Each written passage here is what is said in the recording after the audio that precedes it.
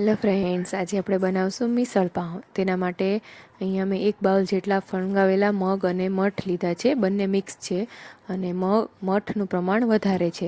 તેમાં આપણે 2 કપ જેટલું પાણી લેશું અને એમાં હળદર અડધી ચમચી અને 1 ચમચી જેટલું મીઠું લેવાનું છે.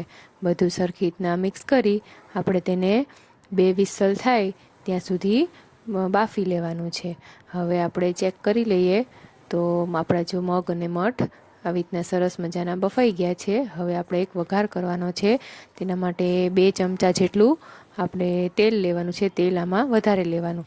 અડધી ચમચી રાઈ અને અડધીથી પણ ઓછી ચમચી 1/4 ટીસ્પૂન જેટલું જીરું લેશું. ચપટીક હિંગ લેશું અને વઘારમાં એડ કરવા માટે 1 મોટી ડુંગળી, 1 ટમેટું, 1 તીખું લીલું મરચું લીધું છે અને થોડાક લીમડાના પાન લીધા છે.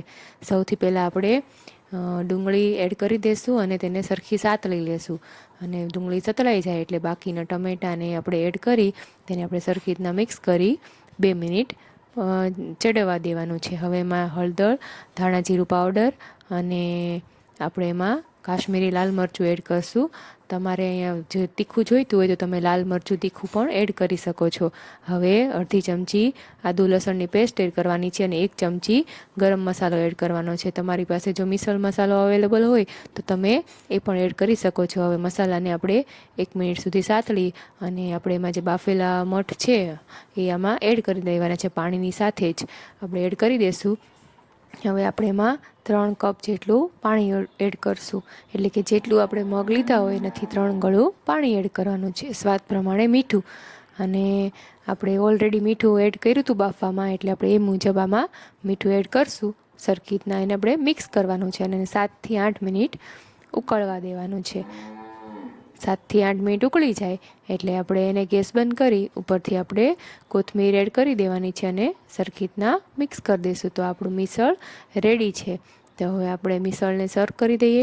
તો પેલા બાઉલમાં આપણે મઠ છે એને મટકી કહેવાય છે એ એડ કરશું અને ઉપરથી આપણે જે તરી છે બનાવી રસો એ એડ કરવાનો છે અને પછી ઉપરથી આપણે એમાં નમકીન જે ફરસાણ આવે છે ચવાણું એ એડ કરી દેવાનું છે અને ઝીણી સમારેલી ડુંગળી એડ કરવાની છે અને લીંબુનો રસ આપણે ઉપરથી એડ કરશું અને થોડાક કોથમીરના પાનથી એને ગાર્નિશ કરશું. આ મિસળને આપણે પાઉં સાથે સર્વ કરશું. તો રેડી છે આપણું મુંબઈનું સ્ટ્રીટ ફૂડ એવું ગરમા ગરમ અને ઝણઝણીત તીખું એવું મિસળ પાઉં.